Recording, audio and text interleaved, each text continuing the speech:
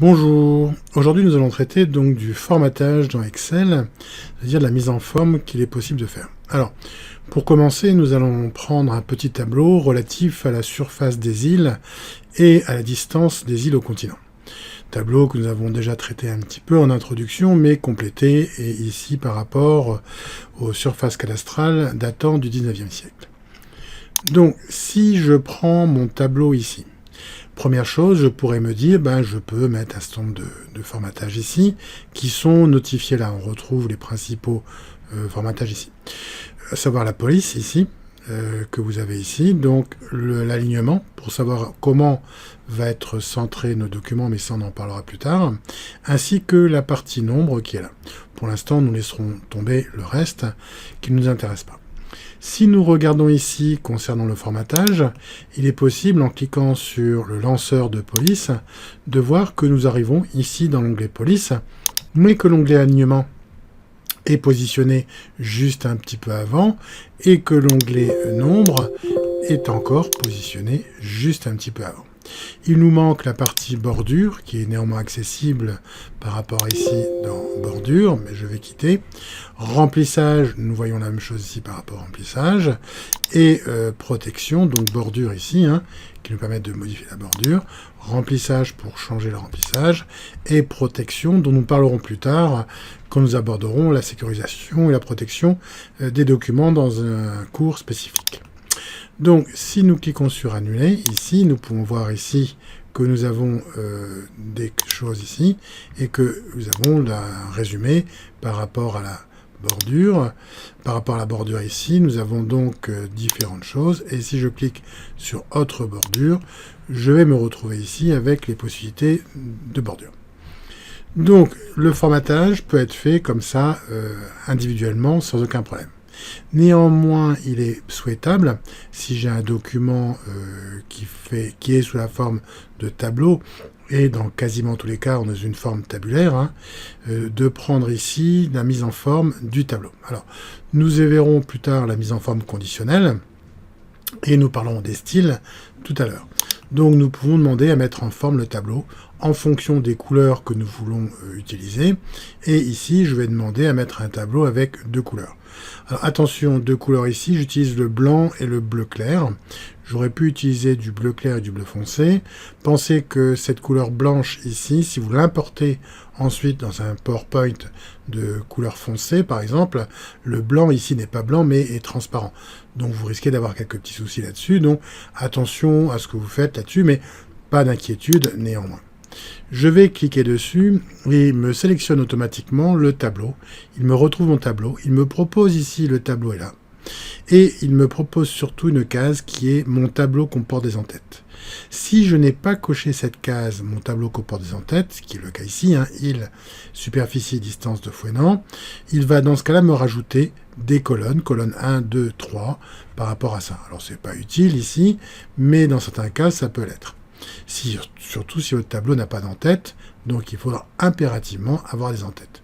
Si vous ne voulez pas d'en-tête ou que votre tableau est différent, pensez aussi que dans ce cas, vous avez la possibilité de pouvoir utiliser un formatage manuel dont on parlera tout à l'heure.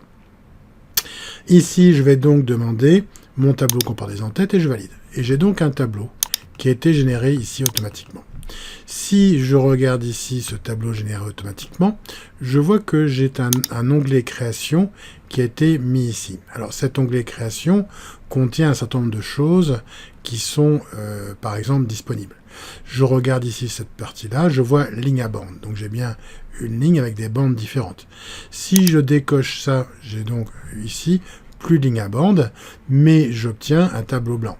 Blanc par rapport à la couleur de base, qui est noté d'ailleurs ici. Je pourrais demander aussi, pourquoi pas, des colonnes à bande, ce qui me fait que mon tableau ne contient plus des lignes, mais des colonnes. Voire éventuellement demander ligne à bande et colonne à bande, ce qui ne me permet plus d'avoir grand-chose, ou alors il faudrait un peu plus d'informations dans mon tableau. Donc ici, je demande ligne à bande, colonne à bande, et je peux demander aussi, donc, avoir une ligne d'en-tête ou pas. La ligne d'en-tête, si je coche, elle disparaît, ce qui est un peu idiot, je vais la faire venir. Et j'ai aussi la possibilité de demander ligne de total. Alors, ligne de total paraît bizarre dans la mesure où j'ai un total. On va juste regarder ici que ligne de total me fait un total. Ce qui veut dire que ce total qui était préalablement ici. C'était même pas la peine de m'en soucier, j'avais pas à le faire, il se fait automatiquement. Quand je clique dans un total ici, je vois que je peux sélectionner un certain nombre de possibilités par rapport à mon total. Ici, ce que je veux, c'est faire la somme des surfaces pour avoir la surface. Mais ici, la somme des distances au continent, éventuellement la moyenne aurait été plus adaptée, ou je ne peux demander aucun. Et automatiquement, j'ai mon total qui est mis ici. Je n'ai rien à faire par rapport à ça. Si je reclique dans mon tableau, je vois ici que mon onglet création réapparaît de nouveau et je peux donc rechanger les paramètres pour obtenir autre chose. Alors, on n'épiloguera pas trop plus là-dessus, cette partie création, à vous de voir ce que ça donne. Il y a encore d'autres possibilités que nous n'avons pas traitées, dont la partie création de style. Si maintenant, je vais prendre un autre tableau, qui est le tableau de la facturette. Alors, la question de la facturette, je peux me demander que va-t-on faire par rapport à ça. Alors, je peux dans un premier temps demander à mettre en forme le tableau par ce biais-là. Il me dit mon tableau comporte des en-têtes, je vais dire OK, pourquoi pas, et je valide. Je vois qu'automatiquement, il m'a mis ici un certain nombre de choses. Alors, je n'étais pas forcément obligé de descendre jusqu'ici, donc cette partie-là. Donc je peux revenir en arrière, et je vais lui demander ici de remettre en forme mon tableau, je valide, et je vais lui dire, non, tout compte fait, ce serait bien de ne prendre que de là à là. D'accord? Et en demandant à ce que mon tableau comporte des en-têtes de la même façon. Je valide, et donc ici j'ai bien mon tableau. Le problème c'est que ces informations-là qui sont là sont toutes seules. Alors soit je peux, comme on l'a vu précédemment, demander à mettre un tableau en forme, et donc ce cas-là je vais pouvoir demander dans la partie création à utiliser le total, mais je peux aussi demander à faire l'opération manuellement. Alors, si vous vous souvenez, nous avions vu dans Word qu'il était possible d'utiliser le pinceau à recopier la mise en forme. Je pourrais aussi me dire, j'ai une mise en forme ici, pourquoi pas l'appliquer ici. Si je clique sur ce pinceau et que je demande ici à reproduire mise en forme, la mise en forme est mise au moins par rapport au texte qu'ici, c'est-à-dire que du texte de base, mais les couleurs n'ont pas été utilisées. Alors je vais devoir faire mise en forme manuelle ici. Pour ceci, je peux demander quoi? Déjà, première chose, je vais demander à utiliser une couleur. Alors la question, c'est quelle couleur utiliser par rapport à ça pour avoir une couleur qui corresponde en fonction de celle que j'ai ici. Donc je vais prendre ici cette couleur, bleu.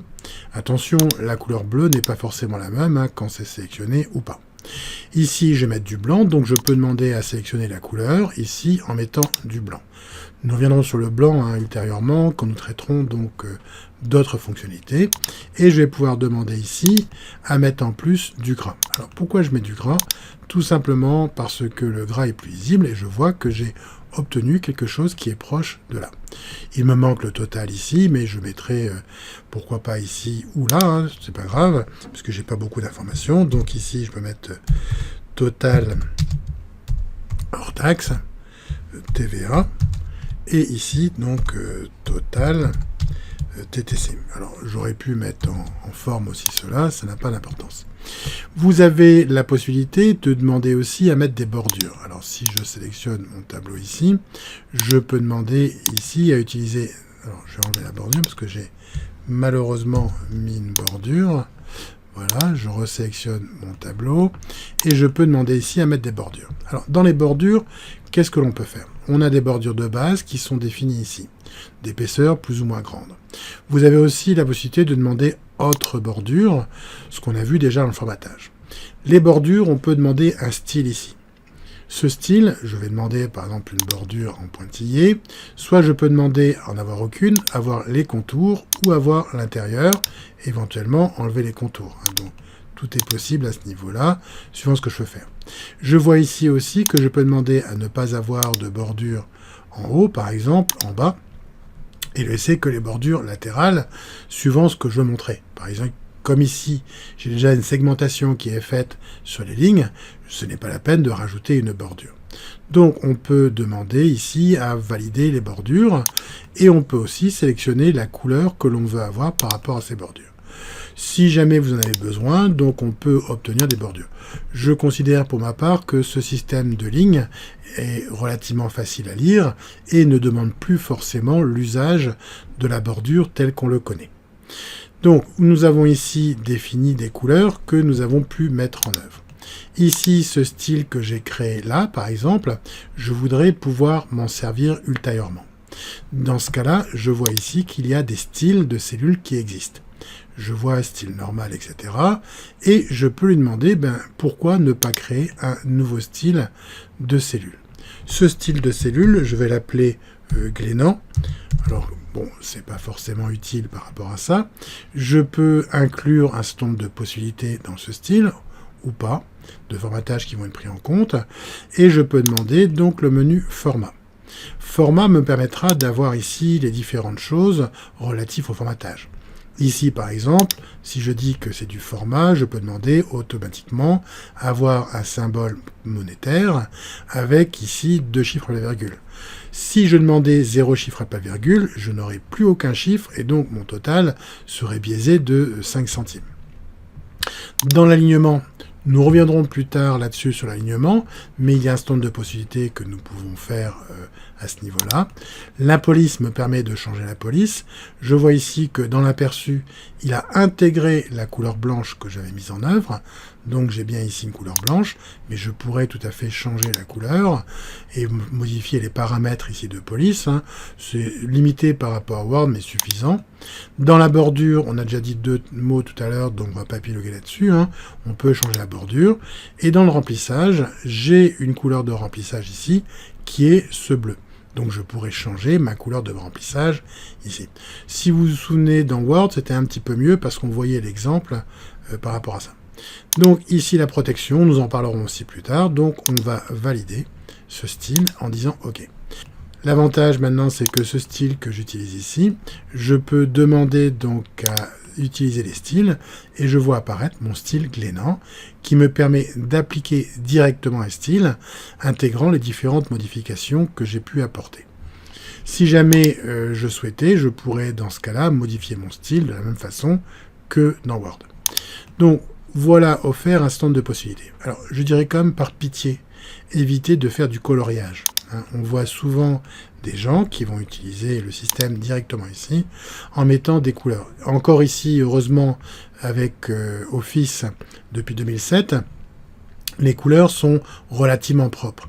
Mais j'ai encore vu récemment quelqu'un, certes, elle travaillait sous Mac, la personne, mais elle nous avait mis des textes écrits en rouge très foncé, avec un fond rouge très foncé écrit en noir. Donc, un truc totalement illisible et encore en plus imprimé qui bouffe énormément de ressources.